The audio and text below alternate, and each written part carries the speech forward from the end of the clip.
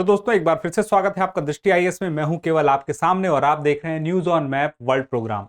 इस प्रोग्राम में हम बात करने वाले हैं बीते एक सप्ताह में दुनिया भर में खबरों में रही वे जगहें जो चर्चा में थी, उन पर मानचित्र पर आधारित किस प्रकार के प्रश्न आपके सामने आपकी परीक्षा में पूछे जा सकते हैं। एक एक करके हम प्रश्नों के माध्यम से ही चर्चा करने वाले हैं।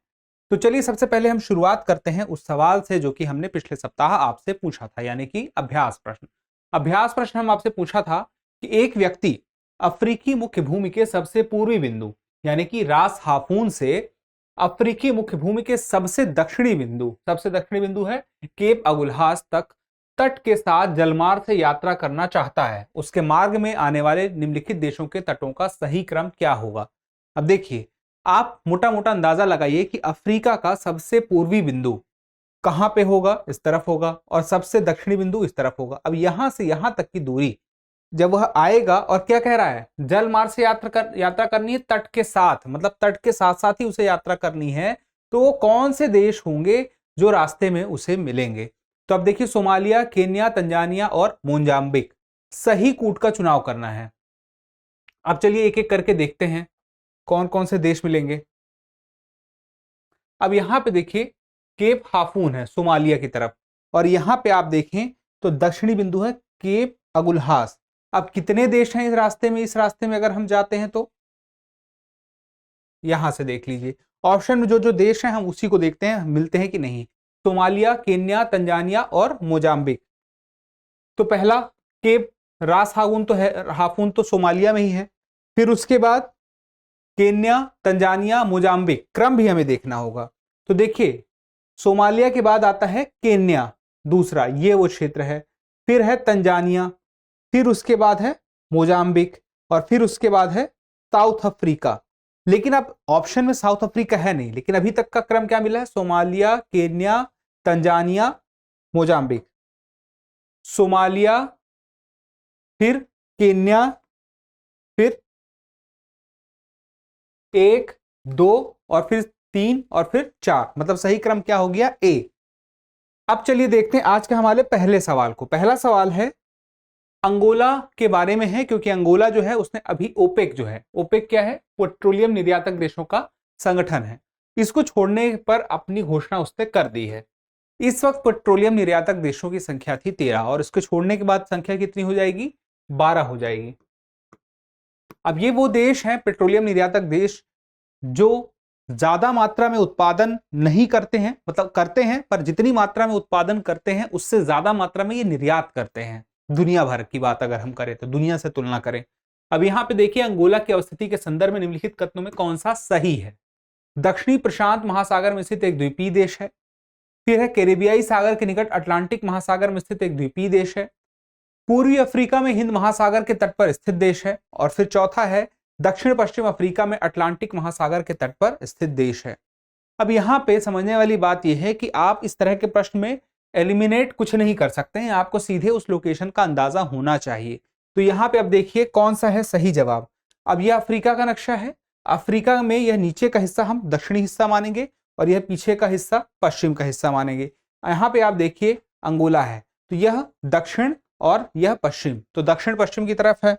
अब यहाँ पे देखिए दक्षिण पश्चिम अफ्रीका में अटलांटिक महासागर के तट पर है। अब यहाँ पे कौन सा तट है, अटलांटिक महासागर है। तो यह स्टेटमेंट पूरी तरह से खरा उतरता है। तो हमारा सही जवाब क्या हो गया, डी। अब अगला सवाल देखते हैं।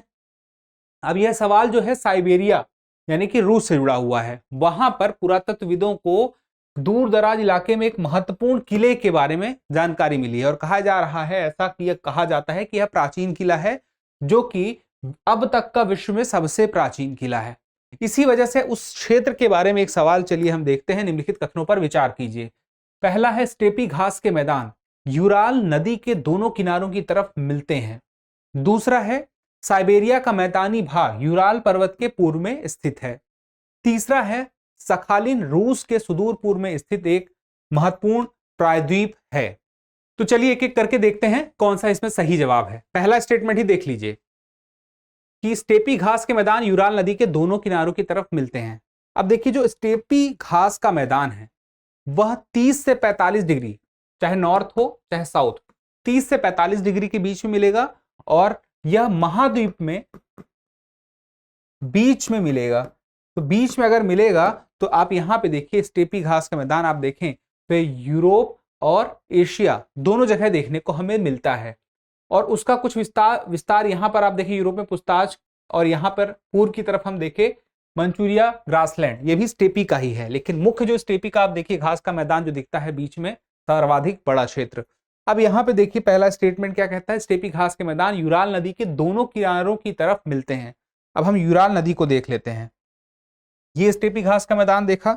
अब जरा इस नक्शे में देखिए, ये वही स्टेपी घास के मैदान का क्षेत्र है, यूरोप और एशिया के बीच में है। और आप देखिए यहाँ पे यूराल पर्वत है और यहीं से नदी निकलती है, और नदी का नाम क्या है आपको अंदाजा लग गया होगा, यही यूराल नदी। और दोनों किनारों की तरफ अब हम कह सकते हैं, आप देखिए अगर बीच से यहाँ से यूराल नदी निकलती है तो दोनों तरफ हम देख सकते हैं कि इसके स्टेपी घास का मैदान है। तो यह स्टेटमेंट हो गया सही। अब और कौन सा सही है, साइबेरिया का मैदानी भाग यूराल पर्वत के पूर्व में स्थित है। अब चलिए इसको भी देखते हैं। साइबेरिया का मैदानी भाग जो है, अब यहां पे देखिए इसके बारे में क्या कह रहा है, इसके पूर्व में स्थित है, यानी कि यूराल पर्वत के पूर्व में। अब यूराल पर्वत के पूर्व में अगर होने का मतलब हो गया कि अगर यहां पे यूराल पर्वत है तो इस क्षेत्र में होना चाहिए, तो इसी क्षेत्र में, क्योंकि इस क्षेत्र में क्या है, इस क्षेत्र में पठार का है और यहाँ पे मैदानी भाग है। तो इसका मतलब क्या हुआ कि यह स्टेटमेंट भी सही है। अब हम आप बात करें तीसरे स्टेटमेंट की, तो सखालिन रूस के सुदूर पूर्व में स्थित एक महत्वपूर्ण प्रायद्वीप है। अब यहाँ पे दो तो पहला और दूसरा सही मिल गए, क्या तीसरा सही है, चलिए देखते हैं। यहां पर आप देखें सुदूर पूर्व में आ जाएं तो आपको एक खास जगह पर, इस जगह पर दिखाई देगा सखालिन।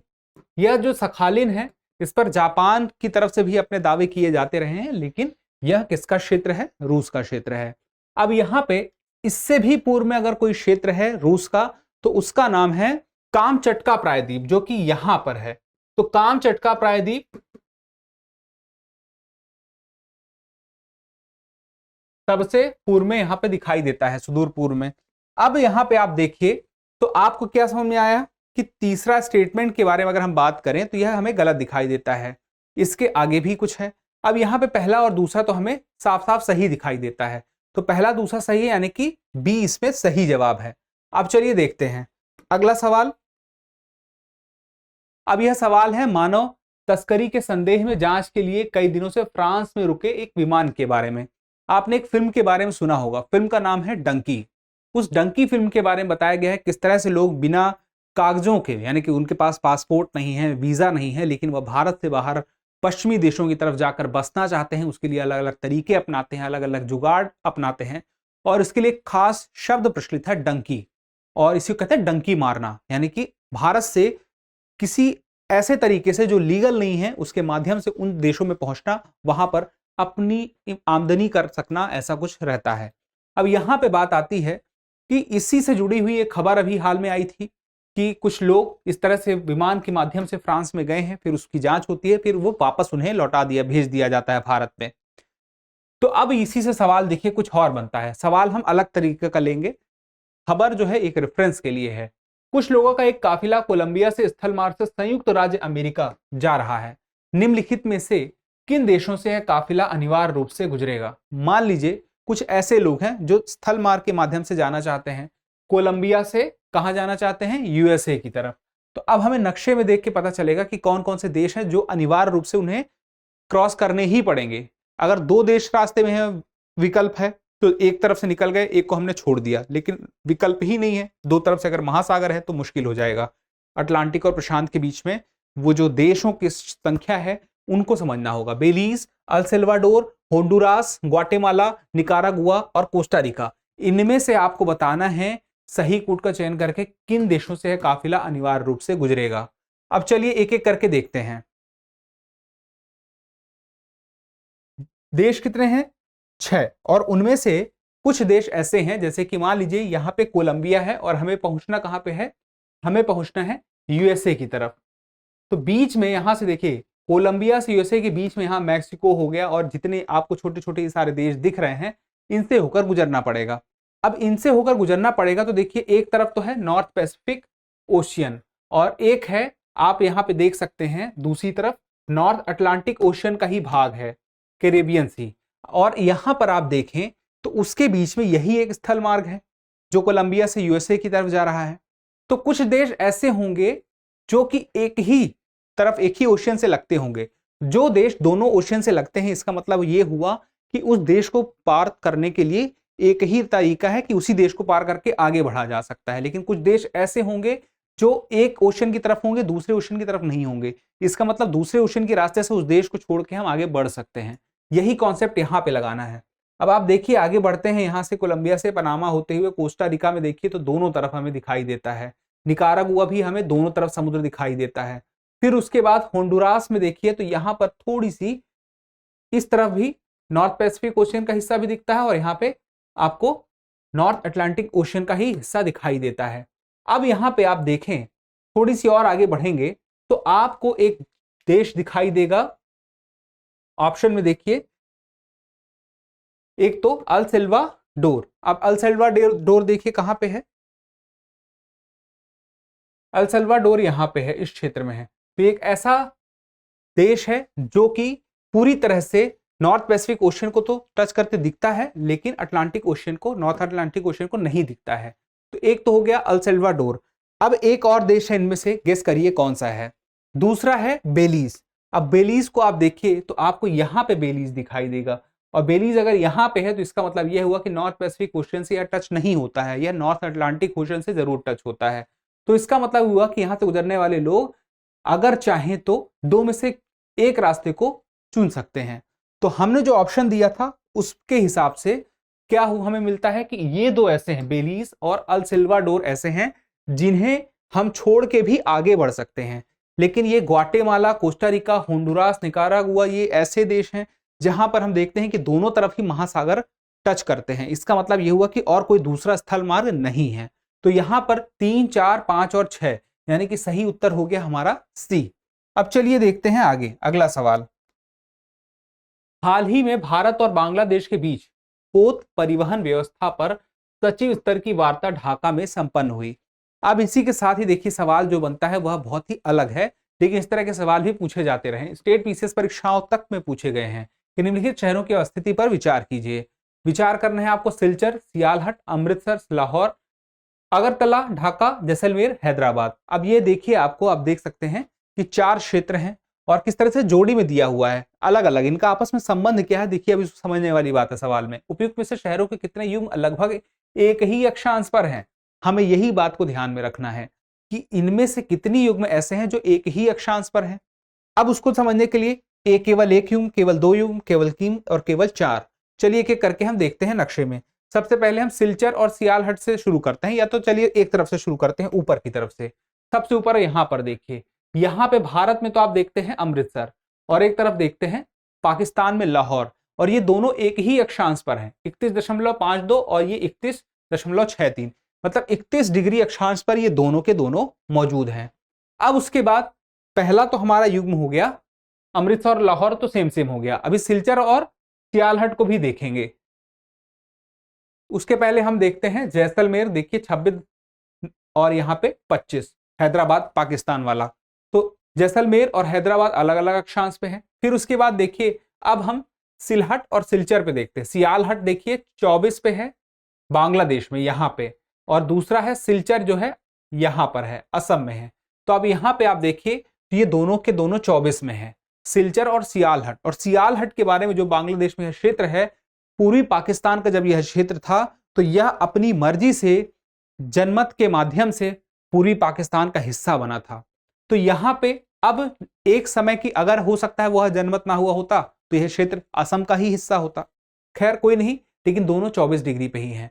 अब उसके बाद ढाका और अगरतला को देखिए, तो ढाका 23 पे है, अगरतला भी 23 पे है, तो यह भी सही है। अब बचा कौन सा, एक ऐसा बचता है जैसलमेर और हैदराबाद जो अलग अलग है। तो हमने देखा 4 में से 3 तो मिलते हैं, लेकिन चौथा वाला नहीं मिलता है। और हमें क्या बताना है कि कितने युग्म एक ही अक्षांश पे हैं, तो 3 एक ही अक्षांश पे हैं, यानी कि सही उत्तर क्या हो गया, सी। अब चलिए देखते हैं अगला सवाल। अगला सवाल है हिंद महासागर नौसेना संगोष्ठी, इसी को शॉर्ट में क्या कहा गया है, IONS। अब यहां पे देखने वाली बात यह है कि यह जो है IONS 2008 में अस्तित्व में आता है। भारतीय नौसेना के द्वारा ही इसको शुरुआत किया गया था 2008 में। अब 2008 में यह अस्तित्व में आया तो इसमें बहुत सारे देशों की संख्या एक एक करके बढ़ती चली गई। वर्तमान में देशों की संख्या, जो मुख्य देश हैं, सदस्य देश हैं, वो 25 हैं, उसके अलावा 9 और भी हैं। अब आपको बताना है निम्नलिखित राजधानी शहरों को उत्तर से दक्षिण के क्रम में व्यवस्थित करते हुए कि बैंकॉक, हनोई, कुआलालंपुर और सिंगापुर ये राजधानी शहर हैं। आपको व्यवस्थित करना है उत्तर से दक्षिण के क्रम में। अब ये सवाल क्यों आया है कि वही देश हैं जो इसके सदस्य भी हैं और उन्हीं की राजधानियां हैं। यहाँ पे सही कूट का चुनाव करना है उत्तर से दक्षिण के क्रम में, इनमें से कौन सा कूट सही है। चलिए देखते हैं उत्तर से दक्षिण के क्रम में हमें कौन कौन सा दिखाई देता है। सबसे पहले तो देखिए कि वियतनाम की राजधानी है हानोई, फिर उसके बाद देखिए थाईलैंड की राजधानी है बैंकॉक, अब उसके बाद देखिए मलेशिया की राजधानी है कुआलालंपुर, फिर सिंगापुर, सिंगापुर। ठीक है, तो हानोई, बैंकॉक, कुआलालंपुर और सिंगापुर। अब यहां पे देखिए हानोई, बैंकॉक, कुआलालंपुर और सिंगापुर 4, 2 1 3 4, 2 1 3 4 कहां पे है? सी में है, तो ये हमारा सही उत्तर हो गया। अब यहां पे आप देखिए कि यह जो देशों का क्रम है, जरूरी बात यह नहीं थी कि IONS पर सवाल पूछा जाए, लेकिन IONS के जो सदस्य देश हैं वो कहां पर हैं, इससे जुड़ा हुआ सवाल किस तरह से बनता है कि हमें पता ही नहीं चलता कि सवाल पूछा कहां से गया है। अब चलिए देखते हैं अगला सवाल। स्कॉटलैंड और उत्तरी इंग्लैंड के आसमान में अत्यंत दुर्लभ ध्रुवीय समताप मंडलीय बादल देखे गए हैं। ये बदल लिखा है, इसको बादल समझ लीजिएगा। अब यहां पे सवाल क्या बनता है कि सामान्य जलवायु दशाओं में ध्रुवीय पवनों का प्रभाव ध्रुवों से उपध्रुवी निम्न वायुदाय पट्टी के बीच होता है। निम्नलिखित में से किन देशों के क्षेत्र ध्रुवीय पवनों के प्रभाव में आएंगे? तो ध्रुवीय पवन कहां चलती है, पहले तो हमें इसका पता चलना चाहिए। तो चलिए एक काम करते हैं, ये हमारी धरती है, अब ये 0 डिग्री, फिर आइए 30, फिर आइए 60 और फिर यहां पे हम पोल पे आ गए। अब यहां पे देखिए जो ध्रुवीय हवाएं हैं वो इस तरफ से चलेंगी। अगर हम एक गोलार्ध में देख लेते हैं, नॉर्थ पोल पे देखिए, तो आप उत्तरी गोलार्ध में देखेंगे तो इस तरह से, या किस तरफ से किस तरफ जा रही हैं, या उत्तर से पश्चिम की तरफ, तो उत्तर पश्चिम की तरफ जा रही हैं। अब यहां पर ये जो हवाएं हैं यह जो है ध्रुवीय पवनें हैं, और ये जो ध्रुवीय पवनें हैं अब वो देखिए कि पोल से 60 डिग्री तरफ बढ़ती हुई दिखाई दे रही हैं। और दूसरी बात यह है कि अब प्रेशर की बात करें तो देखिए 0 से 5 के आसपास के बीच का जो क्षेत्र होता है यहाँ पे लो प्रेशर, फिर 30 पे हाई प्रेशर, फिर 60 पे लो प्रेशर, फिर यहाँ 90 पे हाई प्रेशर। ठीक है, तो अब बढ़ कहां से रही, 90 से 60 की तरफ बढ़ रही हैं। अब हमें देखना है कि इस क्षेत्र में 60 के ऊपर वाले क्षेत्र में कौन कौन से देश आते हैं। ये दिए गए फिनलैंड, यूक्रेन, संयुक्त राज्य अमेरिका और डेनमार्क में सही कूट का चुनाव करना होगा हमें इन्हीं में से। तो एक एक करके चलिए देखते हैं। अब आप देखिए ये 60 डिग्री वाला अक्षांश है। अब इस 60 डिग्री वाले अक्षांश में आप देखिए कौन कौन से देश दिखाई देते हैं सीधे सीधे। नॉर्मली आप देख सकते हैं कि रशिया आपको सीधे सीधे दिखाई देता है, फिनलैंड, स्वीडन, नॉर्वे दिखाई देता है, आइसलैंड दिखाई देता है। यहां पर डेनमार्क अपनी उपस्थिति दिखाता है ग्रीनलैंड के माध्यम से, डेनमार्क यहां पर मौजूद है। उसके अलावा कनाडा है, उसके अलावा आप देखेंगे तो आपको दिखेगा एक और देश यूएसए का कौन सा क्षेत्र है, आप देख सकते हैं अलास्का है। अब यहां पे देखिए जो बात आती है, जो ऑप्शन हमें उन्हीं में से सेलेक्ट करना है। ऑप्शन कौन से हैं, फिनलैंड, यूक्रेन, संयुक्त राज्य अमेरिका और डेनमार्क। कौन सा यहां पे नहीं हो सकता है, आप एक अंदाजा लगाइए। आपको मोटा अंदाजा तो चलिए चल गया होगा, लेकिन अब हम ढूंढते हैं कौन कौन सा है। फिनलैंड है, चलिए फिनलैंड हमें दिख गया। दूसरा देखिए यूक्रेन है, यूक्रेन यहां पे हमें नहीं दिखाई देगा क्योंकि यूक्रेन हमें दिखेगा थोड़ी सी और नीचे की तरफ आना होगा। आप यूरोप में देखेंगे रूस के पास में लगा हुआ क्षेत्र है यूक्रेन, क्योंकि आपको पता है यूक्रेन और रूस के बीच में जो आपस में सीमा साझा होती है और यहीं पर युद्ध भी चल रहा है। तो आप देखिए यह 60 से ऊपर की तरफ नहीं है, यह 60 से नीचे की तरफ है, यह तो नहीं है। और कोई है ऐसा? संयुक्त राज्य अमेरिका हमने देख लिया था, संयुक्त राज्य अमेरिका भी यहां पर मौजूद है। अब उसके अलावा एक और रह गया है, उसको भी देख लीजिए। डेनमार्क हमने बताया था ग्रीनलैंड के माध्यम से अपनी मौजूदगी दर्ज करा रहा है। तो यहां पे कौन सा नहीं है, सिर्फ और सिर्फ यूक्रेन नहीं है। और सवाल में हमसे यही पूछा गया था कि इनमें से हमें बताना है किन पर प्रभाव आएगा, किन देशों में। तो जिसमें नहीं आएगा उसको बाहर कर दिए, तो अब हमारे पास बचता है 1, 3 और 4, और 1, 3 और 4 क्या है, सी का, यानी कि सी इसका सही जवाब है। अब चलिए देखते हैं हमारा अगला सवाल। अगला सवाल है बहुत ही इंटरेस्टिंग, इसका जवाब आपको पता होगा। 22 दिसंबर को शीतकालीन संक्रांति हुई। अब इस स्थिति के कारण उत्तरी गोलार्ध में सबसे लंबी रात जबकि दक्षिणी गोलार्ध में सबसे लंबा दिन हुआ। अब यहां पे देखने वाली बात यह है कि शीतकालीन सत्र जो हुआ ठंड में 22 दिसंबर की जब बात कर रहा है, इस वक्त सूर्य की स्थिति 22 दिसंबर के में कहां पे होगी, उत्तरी गोलार्ध में होगी या दक्षिणी गोलार्ध में होगी? सूर्य की स्थिति इस वक्त दक्षिणी गोलार्ध में होगी। अब सूर्य की स्थिति जब दक्षिणी गोलार्ध में है तो यहां पे आप देखिए दिन सबसे लंबा कहां होगा, दक्षिणी गोलार्ध में होगा। और तो हमें यह देखना होगा जितने हम दक्षिण की तरफ जाएंगे उतना ही लंबा वहां पे दिन होगा। अब इनमें से हमें देखना है कि सबसे दक्षिण में, दक्षिणी गोलार्ध में भी पोल की तरफ वह कौन सा क्षेत्र है जो जाता हुआ हमें दिखाई देता है। तो चलिए न्यूजीलैंड, मेडागास्कर, ब्राजील और केन्या में पोल की तरफ हमें बढ़ना है। तो आप देखिए यहां पे तो आपको दिखाई दिया केन्या, यहां पे मेडागास्कर, यहां पे ब्राजील। अब आप देखिए और नीचे हम आ सकते हैं क्या पोल की तरफ, तो यहां पे देखिए न्यूजीलैंड। न्यूजीलैंड जो है ये 45 डिग्री साउथ अक्षांश की तरफ है, दक्षिणी अक्षांश की तरफ है, और बाकी इससे कम अक्षांश पे है। इसका मतलब क्या हुआ, यहां पर इस वक्त 22 दिसंबर के दौरान जो दिन बीता है, यहां पर दिन सबसे बड़ा रहा होगा दिए गए विकल्पों के आधार पर। तो चलिए हमारा जवाब हमें मिल चुका है। कौन सा है हमारा सही जवाब, न्यूजीलैंड, यानी कि ए। यहां पर दिन की अवधि सबसे लंबी रही होगी। अब देखते हैं अगला सवाल। पापुआ न्यू गिनी में एक माउंट उलाबुन ज्वालामुखी उद्गार हुआ। इसके साथ ही अब यह सवाल देखिए क्या बनता है कि निम्नलिखित युग्मों पर विचार करते हुए बताना है कि एक तरफ द्वीप है और एक तरफ संबंधित देश है, और इसमें कितने यह युग्म जो है सही हैं। एक एक करके समझेंगे। New Guinea, Papua New Guinea, Sulawesi Indonesia, Socotra Yemen, new फाउंडलैंड Canada, क्या ये चारों सही है? एक एक करके देख लेते हैं। New Guinea, Papua New Guinea. अब ये देखिए ये न्यू गिनी में एक तरफ आप देख सकते हैं पापुआ न्यू गिनी भी दिखाई देता है और दूसरी तरफ इंडोनेशिया का क्षेत्र दिखाई देता है। अब यहां पे देखिए पहला तो हमें सही मिल गया, सुलावेसी इंडोनेशिया। चलिए क्या सच में सुलावेसी इंडोनेशिया में है? तो ये देखिए यह आप पूरा का पूरा जो द्वीप देख रहे हैं यह सुलावेसी है, और किस देश के अंतर्गत है, यस इंडोनेशिया के अंतर्गत ही आएगा। अब अगला देखिए सोकोत्रा यमन। सोकोत्रा यमन है क्या ऐसा? चलिए देखते हैं। अब आप देखिए यहां पर आप यमन का सोकोत्रा आइलैंड है और ये यमन का ही क्षेत्र है। अब आप देखेंगे कि यह ज्यादा पास किसके दिखाई देता है आपको, इसके पास या इसके पास? देखने से अफ्रीका के ज्यादा पास दिखाई देता है, लेकिन जो हम देखें तो यह किसकी तरफ है, यह इसकी तरफ है, यानी कि यमन यहां पर है तो यमन का ही आइलैंड है, उसी का क्षेत्र हुआ सोकोत्रा। तो सही जवाब अगर हम देखें तो अभी तक में जो तीनों युग्म हैं हमें सही मिले हैं, चौथे युग्म के आधार पर ही तय होगा कि क्या है सही जवाब। तो निम्नलिखित में कितने युग्म सही में, तो अब आखिरी देख लेते हैं। न्यू फाउंडलैंड क्या कनाडा में है? चलिए देखते हैं। अब न्यू फाउंडलैंड हमें मिलेगा यहां पे। अब यह न्यू फाउंडलैंड जो है अगर आप यहां पर देखिए पॉलिटिकल मैप में तो इस जगह पे है, और ये जितना भी येलो कलर में आप देख रहे हैं ये कनाडा का क्षेत्र है। इसका मतलब क्या हुआ कि यह भी सही है। अगर सारे युग्म सही होंगे तो हमें कहना पड़ेगा कि इस सवाल के जवाब को हम कहेंगे डी, सभी 4 युग्म। अब चलिए देखते हैं अगला सवाल। मालदीव ने भारत के साथ हाइड्रोग्राफिक सर्वेक्षण समझौते का नवीनीकरण नहीं करने की घोषणा की है।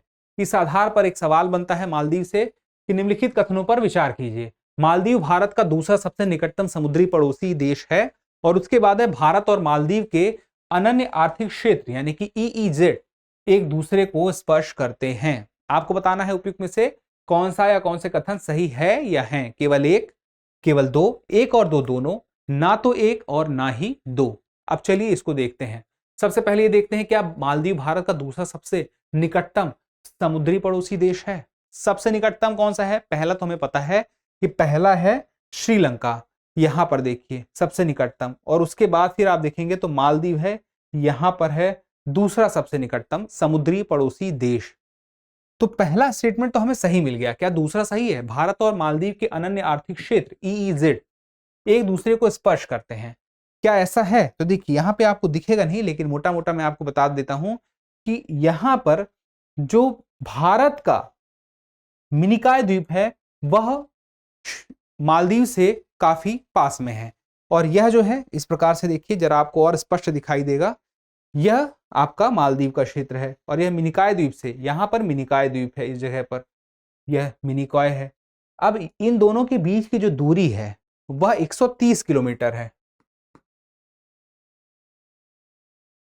अब आप अनन्य आर्थिक क्षेत्र के बारे में यह बिल्कुल जानते होंगे, नहीं जानते तो स्पष्ट कर लीजिए कि 200 नॉटिकल मील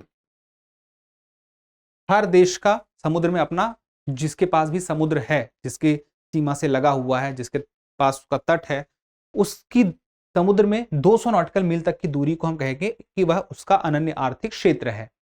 अब भारत के मामले में मालदीव से अगर हम काउंट करें तो मालदीव और मिनिकॉय के बीच की दूरी क्या है? 130 किलोमीटर। और अनन्य आर्थिक क्षेत्र हर देश का अपना कितना होता है? 200 नॉटिकल माइल। तो 200 नॉटिकल माइल का मतलब ये हुआ कि अगर हम इसको मल्टीप्लाई बाय करें 1.8 तो ये हो जाएगा 360 किलोमीटर। तो 360 किलोमीटर की दूरी मिलेगी मालदीव को भी अपने अनन्य आर्थिक क्षेत्र के लिए और भारत को भी। और अगर ऐसा होता है और दोनों के अनन्य आर्थिक क्षेत्र आपस में ना टकराएं तो मिनिमम दोनों के बीच के स्थल की दूरी कितनी होनी चाहिए? तो मालदीव और भारत की तरफ से कौन सा है? मिनिकॉय, इनके बीच की दूरी 360 प्लस 360, इनके बीच की दूरी अगर 720 किलोमीटर होती तो हम कहते हैं कि अनन्य आर्थिक क्षेत्र जो है इनका आपस में एक दूसरे को टच नहीं करता है। और सवाल में क्या है कि अनन्य आर्थिक क्षेत्र एक दूसरे को स्पर्श करता है। तो अनन्य आर्थिक क्षेत्र बिल्कुल स्पर्श कर रहा है क्योंकि यह सिर्फ 130 किलोमीटर का है और जबकि दोनों के पास 360 किलोमीटर की छूट है। ऐसे में क्या होता है फिर अनन्य आर्थिक क्षेत्र वो आपस में आधा आधा बांट लेते हैं। तो 130 का आधा आधा दोनों को मिल जाएगा, लेकिन स्पर्श करता है, ये बात तो स्पष्ट हो गई है। तो दूसरा स्टेटमेंट भी हमारा सही है और पहला और दूसरा जब दोनों सही है तो हम कहेंगे सी हमारा सही जवाब है। अब देखते हैं अगला सवाल। भारत के प्रधानमंत्री ने कहा कि सामयिक मुद्दों के बावजूद भारत और अमेरिका संबंध सकारात्मक पथ पर हैं। इसी वजह से यह सवाल हमारे सामने आता है। चलिए समझते हैं अमेरिका को। भौगोलिक इकाई और विशेषता को देखते हुए आगे बढ़ना है। भौगोलिक इकाई है प्रेरी घास का मैदान और यहां पर देखिए विशेषता है मिसिसिपी नदी का डेल्टा क्षेत्र। फिर है कोस्ट रेंज प्रशांत महासागर के समांतर पर्वत श्रृंखला। फिर है कोलंबिया का पठार पूरी तरह से यूएसए में विस्तृत है। और डी है सेंट लॉरेंस नदी 5 महान झीलों की जल की आपूर्ति करती है। क्या सच में ऐसा है? तो चलिए देखते हैं। पहले वाले से शुरू करते हैं।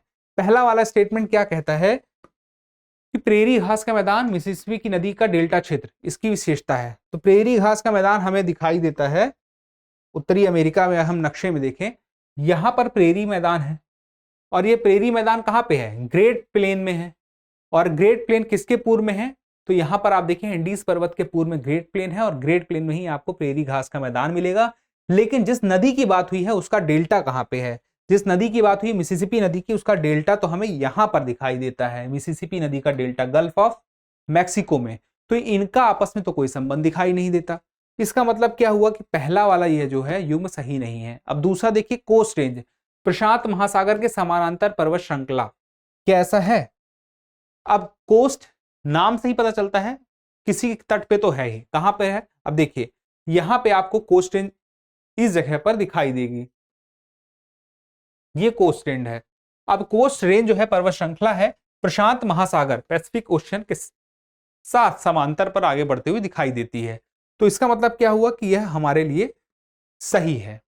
तो अब तो देखिए जवाब हमें मिल चुका है कि सही युग्म जानना था और दूसरे पे हमें मिल चुका है, लेकिन हम अभ्यास कर रहे हैं तो सी और डी को भी देखते हुए आगे बढ़ते हैं। कोलंबिया का पठार पूरी तरह से यूएसए में विस्तृत है। अब चलिए इसको देखते हैं। कोलंबिया का पठार आप देखें तो आपको कहां पे दिखाई देगा? यहां पे, ये कोलंबिया का पठार और उसका विस्तार यहां पर भी दिखाई देता है। अब यहां पे देखिए इस नक्शे पर पॉलिटिकल मैप में कोलंबिया का पठार का जो विस्तार दिखाई देता है तो साफ साफ देखिए कि जो यह ऊपर का क्षेत्र कोलंबिया के पठार का विस्तार है वह यहाँ के आसपास कहीं क्षेत्र पे होगा और यह जो क्षेत्र है यह कनाडा का क्षेत्र है। तो इसका मतलब क्या हुआ? जो स्टेटमेंट था वह कह रहा था पूरी तरह से यूएसए में विस्तृत है, तो बिल्कुल ऐसा नहीं है। तो यह तो गलत है और हमें पता भी था यह गलत है, लेकिन हमने क्रॉस चेक भी कर लिया। सेंट लॉरेंस नदी 5 महान झीलों की जल की आपूर्ति करती है। क्या सच में ऐसा है? चलिए 5 महान झीलें आप देखिए यहाँ पे आपको दिखाई दे जाएंगी। कुछ नाम मैं ले लेता हूं, lake superior, lake Michigan, lake Huron, lake eri. अब यहाँ पे देखिए लेक ओंटारियो। चलिए सारे हो गए। अब यहाँ पे बात आती है, जो नदी है उसका नाम देखिए क्या है, नदी का नाम क्या है? सेंट लॉरेंस नदी। अब सेंट लॉरेंस नदी जो है, यहां पर इन नदियों के पानी को ही, इस झील के पानी को अंतिम रूप से आगे कहां लेके जाती है? आगे समुद्र में मिला रही है। और यहां पे आप देखिए saint gulf of saint Lawrence में यह समुद्र में मिलाती है और सेंट लॉरेंस नदी मिलाती है। अब आप देखिए कि सेंट लॉरेंस नदी के पहले लेक इरी का पानी जो है, एक जलप्रपात है, जलप्रपात का नाम क्या है? नियाग्रा जलप्रपात। नियाग्रा जलप्रपात जो है लेक इरी और लेक ओंटारियो के बीच में है। इसका मतलब यह हुआ कि लेक ओंटारियो जो है वह नीचे होगा, तभी जलप्रपात का पानी जब नीचे आता है तो फिर उसके बाद हम पहुंचते हैं लेक ओंटारियो में। और फिर लेक ओंटारियो के आगे बढ़ने पर यह जो नदी है सेंट लॉरेंस आगे हमें बढ़ते हुए दिखाई देती है। उसके पहले इसकी उपस्थिति नहीं है और यह आगे की तरफ पानी लेके जा रही है, ना कि पीछे की तरफ पानी लेके जा रही है। इसका मतलब क्या हुआ कि सेंट लॉरेंस झीलों को पानी आपूर्ति नहीं करती है। यह तो आगे सीधे कहां पहुंच जाती है? लेक ओंटारियो के बाद में इसका पानी लेकर जाती है गल्फ ऑफ सेंट लॉरेंस में। तो हमारा सही जवाब हमें पहले ही मिल चुका था, लेकिन हमने सबको क्रॉस चेक कर लिया। सही जवाब हमारा बी है। अब चलिए देखते हैं आगे अगला सवाल। अगला सवाल 2016 में पूछा जा चुका है। रीजनल कॉम्प्रिहेंसिव इकोनॉमिक पार्टनरशिप पद प्रायः समाचारों में देशों के एक समूह के मामलों के संदर्भ में आता है। देशों के उस समूह को क्या कहा जाता है? देखिए एक देशों का समूह है, उसी से जुड़ा हुआ यह टर्म है रीजनल कॉम्प्रिहेंसिव इकोनॉमिक पार्टनरशिप। तो यह क्या है पहले इसको समझ लेते हैं। पहले इसके उत्तर को अगर देखें G20, आसियान, एससीओ और सार्क में सही उत्तर क्या होगा? तो इसका सही उत्तर जो है वह है आसियान। अब देखो साउथ ईस्ट जो एशिया है वहां के जो देश हैं उनका एसोसिएशन है ये आसियान। अब इस आसियान देशों की संख्या है 10। अब उसके बाद उस आसियान देशों के साथ में कुछ 5 देश और हैं जो मिल करके इस वक्त इस रूप में दिखाई देंगे regional comprehensive economic partnership. Bharat अभी इससे दूरी बना के रखा हुआ, हालांकि बीच में एक समय इस पे काफी एक्टिव था, लेकिन अभी भारत ने अपनी दूरी बना ली है। कुछ मामलों में अगर सहमति बन जाती है तो भारत फिर से इसमें आपको जुड़ा हुआ दिखाई देगा। फिलहाल के लिए अब ऐसे कौन से देश हैं जो साउथ ईस्ट एशिया के देश नहीं है? वही +5 देश, इसमें 10 देशों के अलावा रह जाते हैं। तो एक तो देखिए ऑस्ट्रेलिया, फिर उसके बाद देखिए चाइना, फिर देखिए जापान, फिर उसके बाद न्यूजीलैंड और फिर उसके बाद साउथ कोरिया। ये वो देश हैं जो आसियान के सदस्य नहीं हैं, लेकिन इसके सदस्य हैं। किस प्रकार से? रीजनल कॉम्प्रिहेंसिव इकोनॉमिक पार्टनरशिप में आसियान 10 देश और उसके अलावा के बाकी देशों के रूप में। तो इसका जवाब तो हमें मिल चुका है। अब चलिए हम बढ़ते हैं आगे की तरफ और वह है आज का अभ्यास प्रश्न। यह अभ्यास प्रश्न वह होगा जिस पर हम अगले सप्ताह चर्चा करेंगे। तो अगले सप्ताह हमारी फिर से मुलाकात होगी। फिलहाल के लिए सवाल आपके सामने है, कोशिश कीजिएगा कि इसका जवाब आप कमेंट बॉक्स में जरूर दें। सवाल है डेरियन गैप के संदर्भ में निम्नलिखित में से कौन सा कथन सही नहीं है? सवाल में अब स्टेटमेंट एक एक करके देखिए। यह उत्तरी और दक्षिणी अमेरिका के बीच का एक भौगोलिक क्षेत्र है। दूसरा है दुर्गम भू आकृति के कारण इस क्षेत्र में परिवहन का अत्यंत सीमित विकास दिखता है। तीसरा है पैन अमेरिकन हाईवे जो अमेरिकी महाद्वीप के अधिकांश देशों को जोड़ता है इस क्षेत्र से गुजरता है।